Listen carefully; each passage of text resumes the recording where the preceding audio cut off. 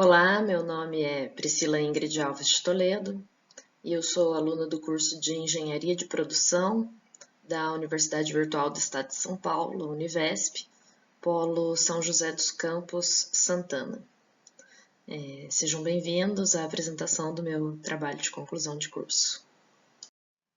O título desse trabalho é Aplicação de Design Thinking ao processamento de materiais em um centro de triagem e coleta seletiva de recicláveis.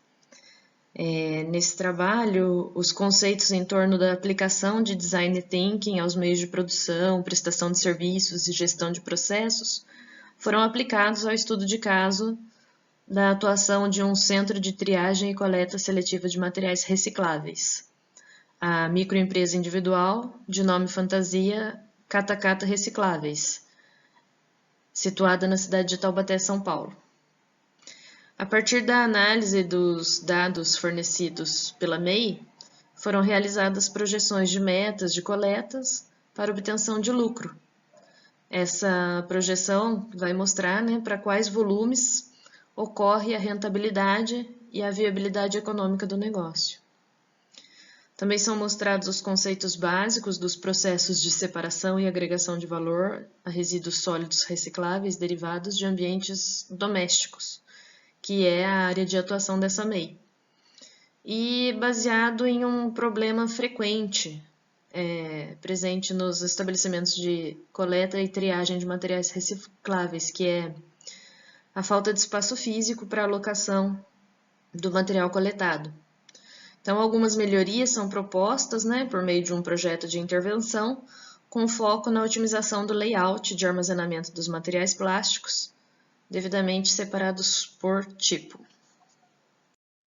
Existe hoje em dia uma preocupação crescente com relação à reciclagem do lixo produzido. Seja esse lixo de ambientes residenciais ou seja ele de ambientes industriais, a Política Nacional de Resíduos Sólidos, por meio da Lei número 12.305, de agosto de 2010, fala sobre essa necessidade e como se deve reagir com relação à necessidade da reciclagem do lixo produzido. Em sua obra Design Thinking, uma metodologia poderosa para decretar o fim das velhas ideias, Brown salienta que a aplicação de métodos de trabalho baseados em Design Thinking se aplicam às áreas de atuação da atividade humana como meio de otimização de atividades e agregação de valor aos produtos e serviços prestados. Disso a gente pode inferir que os processos de separação e agregação de valor aos resíduos sólidos recicláveis, derivados de ambiente doméstico, apresentam uma oportunidade ideal para a aplicação dessa metodologia de trabalho. Esse trabalho de conclusão de curso, ele busca melhorar a atuação desses centros de triagem e coleta seletiva em 3 áreas: condições de trabalho, meio ambiente de trabalho e o desempenho nas atividades. E os dados considerados foram coletados dos registros do Centro de Triagem e Coleta Seletiva de Materiais Recicláveis Catacata Recicláveis e correspondem aos anos de 2017 e 2018. O armazenamento inadequado dos materiais coletados é um dos principais problemas nos centros de triagem e coleta seletiva, porque essa condição impede a boa gestão do espaço disponível, acarreta em transtornos ao bom andamento do trabalho. Por isso, conhecer os tipos de materiais coletados e os seus respectivos volumes é essencial para o estabelecimento de um layout de operação que permita uma gestão visual mais eficiente e torne possível um processo de tomada de decisão mais ajustado com relação ao que há disponível em termos de materiais.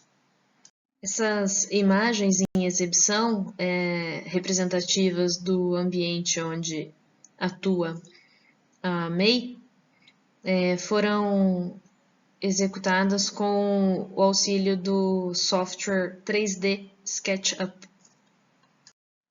uma representação do veículo de transporte utilizado durante as operações de transporte de carga da Catacata Recicláveis, uma representação do veículo de transporte carregado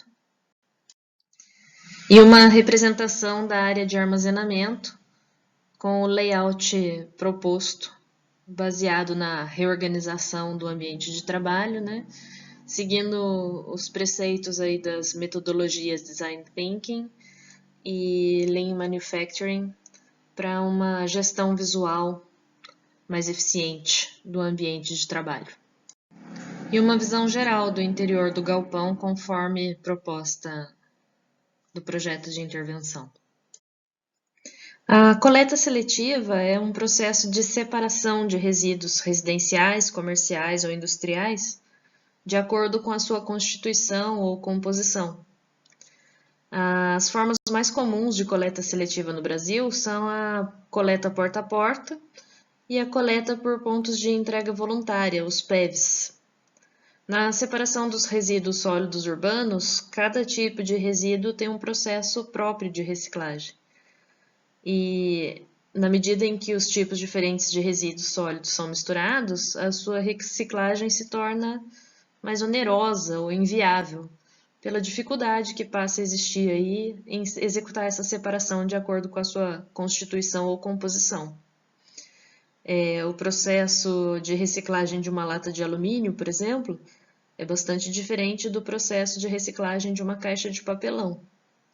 E a coleta seletiva permite aí essa segregação entre os resíduos recicláveis secos e os rejeitos.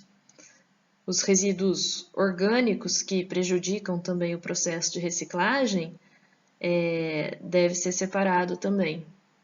Então a gente considera que existem 3 frações de resíduos separados pela coleta seletiva: os recicláveis secos, os resíduos orgânicos e os rejeitos.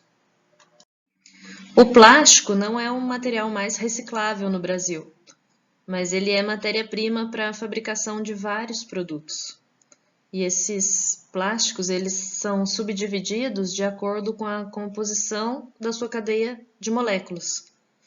E aí existe uma numeração que separa e categoriza esses plásticos em tipos diferentes de materiais.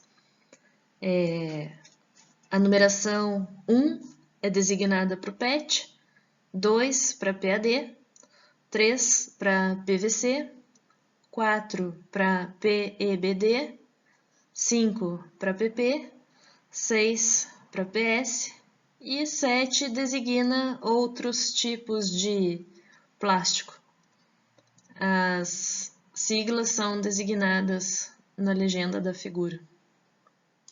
Seguindo a metodologia HCD, Hear, Create, Deliver, em português, ouvir, criar e implementar, ocorreu um contato inicial com os proprietários da MEI para ouvir os problemas relatados e observar o local, conhecer as necessidades e os desejos das pessoas envolvidas. É analisado, os dados obtidos para entender melhor os padrões, as oportunidades e desenvolver o projeto de intervenção a partir das necessidades reais observadas. O trabalho na Catacata Recicláveis é um trabalho que envolve esforço físico.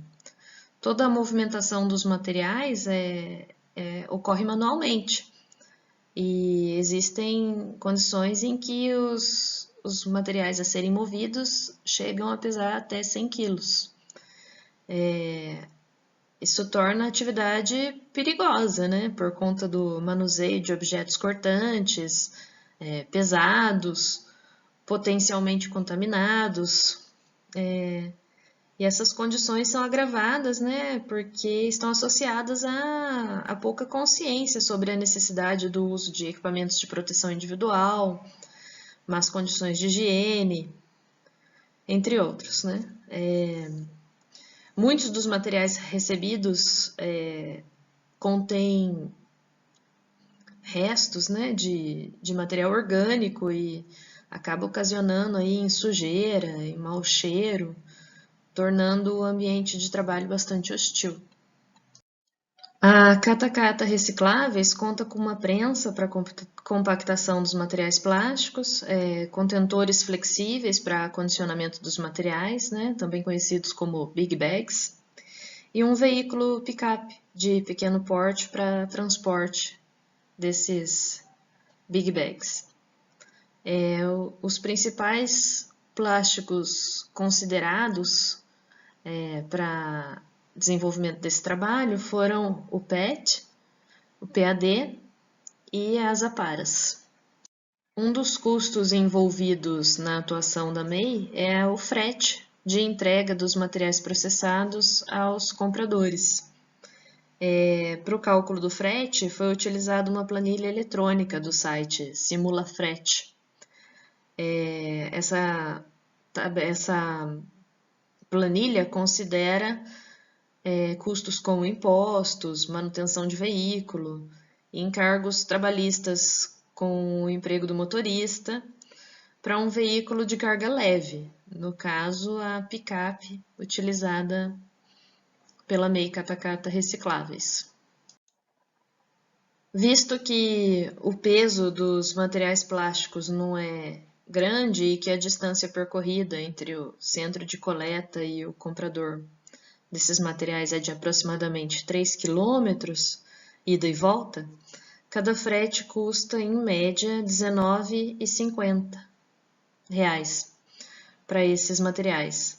Considerando que o veículo é capaz de transportar até 3 contentores, né, até 3 Big Bags por viagem, o frete acaba ficando em R$ 6,50 por contentor. Para o estudo de viabilidade econômica da atividade, foi usado o indicador do ponto de equilíbrio. Esse ponto de equilíbrio vai indicar qual é a quantidade de material que deve ser processada, a qual valor de comercialização, para que o equilíbrio entre prejuízo e lucro exista. Então, você considera a receita total e o custo de despesas totais para encontrar o ponto de equilíbrio e determinar a viabilidade de atuação de uma empresa. O gráfico relaciona as quantidades de materiais plásticos, né, divididos em PET, PAD e APARA, que foram coletados em quilogramas nos anos de 2017. Um total de 4.577 quilos de material plástico foi coletado, e esse total foi distribuído em aproximadamente 2 toneladas de PET, 1,5 toneladas de PAD e 1 tonelada de APARA. Com relação aos valores de comercialização dos materiais plásticos para o ano de 2017,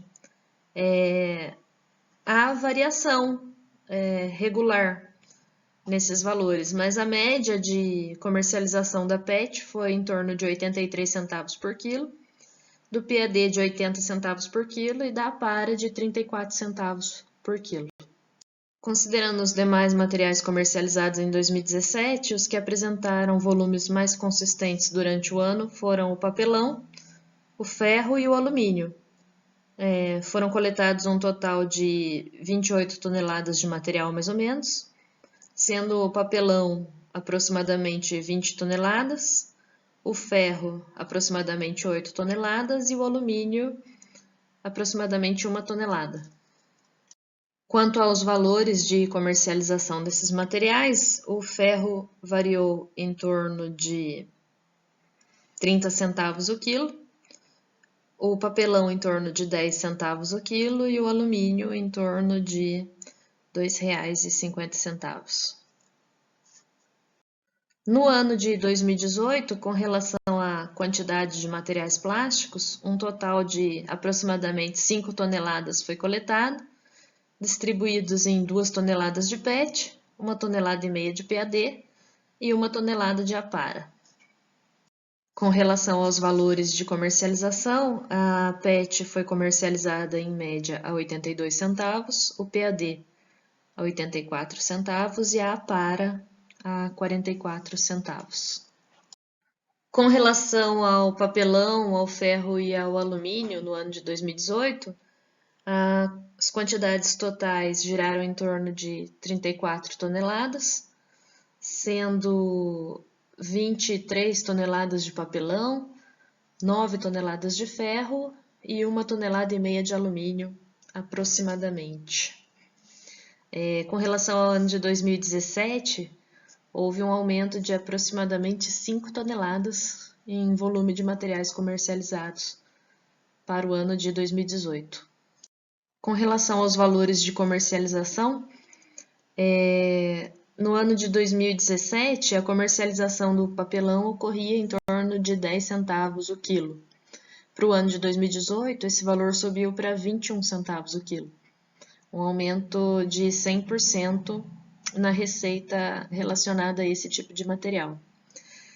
O valor de comercialização do ferro e do alumínio permaneceram, em comparação com 2017, estáveis e foram negociados respectivamente a 24 centavos e a R$ 2,59 o quilo. Os principais custos, da operação da Cata-Cata Recicláveis estão relacionados ao pagamento do fornecimento de energia elétrica e ao pagamento de um salário, como custos fixos. Já os custos com transporte próprio ou transporte terceirizado são os maiores custos variáveis do empreendimento. Esses gráficos mostram o comportamento da receita e do custo em função da quantidade total de material comercializado e a obtenção do ponto de equilíbrio, onde a receita se iguala ao custo. A partir dos gráficos obtidos pelos dados fornecidos pela Cata-Cata Recicláveis, o ponto de equilíbrio está localizado em 40 toneladas por ano de material coletado, triado e comercializado, obtendo uma receita de aproximadamente R$15 mil. É interessante observar que quando se considera somente os materiais plásticos, o comportamento da receita e custo em função da quantidade de material é melhor, sendo que atinge o ponto de equilíbrio a 19,7 para o ano de 2017 e 20,6 para o ano de 2018, sendo a receita gerada em aproximadamente R$15 mil. Como conclusão, a gente pode observar que o ponto de equilíbrio, quando se considera todos os materiais trabalhados, gira em torno de 40 toneladas, gerando R$15 mil de retorno. Quando consideramos só os materiais plásticos, esse ponto de equilíbrio está em 20 toneladas de material plástico para o mesmo retorno de R$15 mil. A recomendação, então, é que a MEI trabalhe focando nos materiais plásticos, para que essa viabilidade econômica da atividade seja maior. Uma sugestão para trabalhos futuros é que se considere a aglomeração de várias MEIs de mesmo porte e mesmo ramo de atuação, para verificar se essa condição de o plástico ser mais viável se mantém quando você considera maiores volumes negociados de outros materiais também. Dada a importância socioeconômica da reciclagem de materiais atualmente, acredita-se que a comprovação da viabilidade econômica da atuação das MEIs que trabalham na área é bastante importante e recomenda-se que esses estudos sejam repassados às demais MEIs da região que sejam de mesmo porte e mesmo ramo de atuação. E assim eu encerro a apresentação desse trabalho de conclusão de curso, agradecendo a atenção dispensada à avaliação desse trabalho e me colocando à disposição para maiores esclarecimentos. Obrigada.